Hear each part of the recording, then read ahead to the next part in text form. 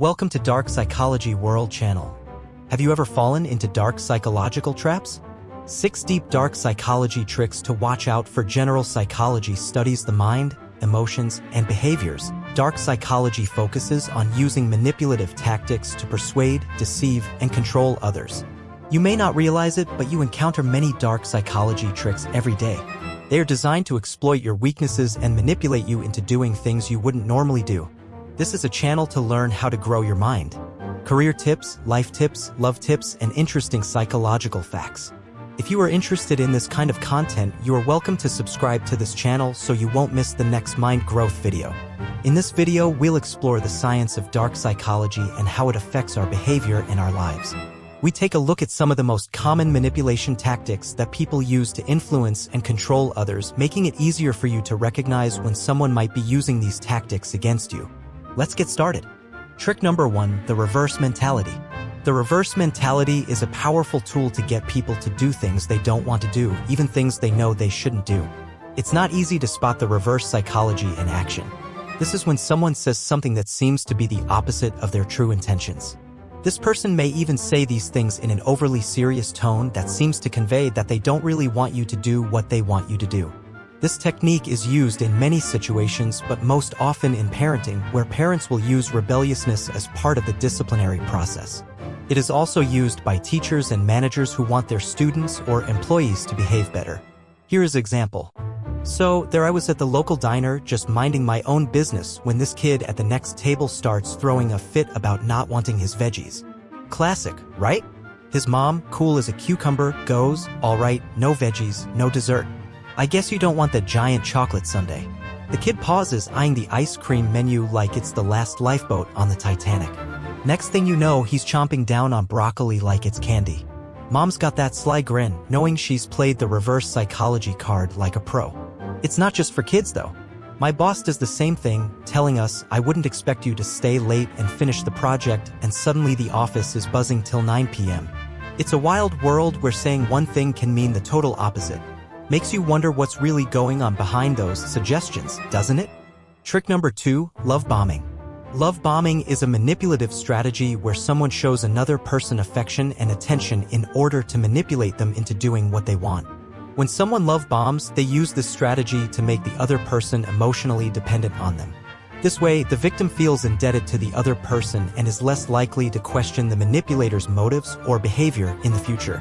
This tactic is most commonly used in romantic relationships and friendships, but it can happen in any situation where one partner feels the need for the other to make them happy or feel good about themselves. It's easy to get caught up in this kind of attention. After all, we all want others to notice us. But in the long run, it can be harmful. Here is an example. Jessie was the new girl in town, and she caught the eye of Jake, the charming barista at the local coffee shop. Every morning, he'd greet her with the brightest smile, slipping her an extra shot of espresso and a warm croissant on the house. "You've got to start your day right," he'd say with a wink. At first, Jessie felt like she hit the friend jackpot, but then things got intense. Jake would text her nonstop, flooding her phone with heart emojis and "just thinking of you" messages. When she got a promotion, he threw a surprise party, making her the star of the show. It was flattering, sure, but it started to feel like too much. Jessie's friends noticed she was always busy with Jake, who insisted on being her +1 for everything. When she tried to set boundaries, he'd guilt-trip her, saying, "After all I've done for you, you're just gonna bail on me?" That's when it clicked for Jessie. This wasn't just friendliness, it was love bombing. She realized she was being manipulated into feeling indebted to Jake, making it harder for her to say no. It was time to take a step back and reassess this one-sided friendship before she lost herself completely. Trick number 3, persuasion and authority. Persuasion is the use of persuasive arguments or appeals to change another person's opinion or behavior. Politicians often use persuasive arguments to convince people to vote for them. Big brands also often use celebrity endorsements as a form of persuasion. By working with well-known celebrities, companies can create a sense of trust and credibility for their products. The public image of a celebrity also creates a sense of desirability and exclusivity that makes people more likely to buy the product. On the other hand, authority refers to the use of a position of power or influence to manipulate others into doing something. For example, a manager may use their authority to get an employee to do something they don't want to do. They may even threaten to fire an employee if they don't comply. So, picture this. I'm strolling down the street when this billboard catches my eye. It's got this mega movie star all glammed up holding the latest smartphone. The tagline? Join the elite. And I'm thinking, well, if it's good enough for her. Fast forward to the office and there's my boss, Mr. Authority himself. He's got this knack for making you feel like you're the chosen one for the job nobody wants. I need someone with your talent to tackle this, he says, handing me a stack of paperwork that could rival a skyscraper. And just like that, I'm working through lunch, powered by the promise of recognition and the fear of letting the team down. It's funny how a few choice words can turn the tables, huh? Trick number 4, emotional manipulation. Emotional manipulation is the use of deception and exploitation of emotions to get someone to do something they would not normally do. The strategy is to make the other person feel guilty, sad, ashamed, or afraid so that they will comply. For example, manipulators play the victim to gain sympathy and favor. Or they may scare and manipulate others into desired actions or beliefs by exaggerating, distorting, or fabricating facts. They may even use emotional blackmail. Here is an example. Maggie had always been the go-to person in her group, the one who'd drop everything to lend a hand. So when her friend Zoe called up, crying about her breakup and how she couldn't possibly attend the big concert they'd planned to go to together, Maggie's heart sank. She'd been looking forward to it for months. I just can't face it alone, Zoe sniffled over the phone. You understand, right? Friends stick together. Maggie felt the tug of guilt. She knew Zoe had a flair for the dramatic, but she also knew what it felt like to be alone and hurting. So she agreed to stay back, trading her night of music for a night of comforting Zoe. But as the evening wore on, Maggie noticed Zoe's tears drying up as she scrolled through her ex's social media. Can you believe he's already out with friends? Zoe exclaimed, more annoyed than heartbroken. It dawned on Maggie then. Zoe wasn't just sad, she was using Maggie's kindness to keep from feeling alone, playing up her emotions to ensure Maggie would stay. It was emotional manipulation, clear as day.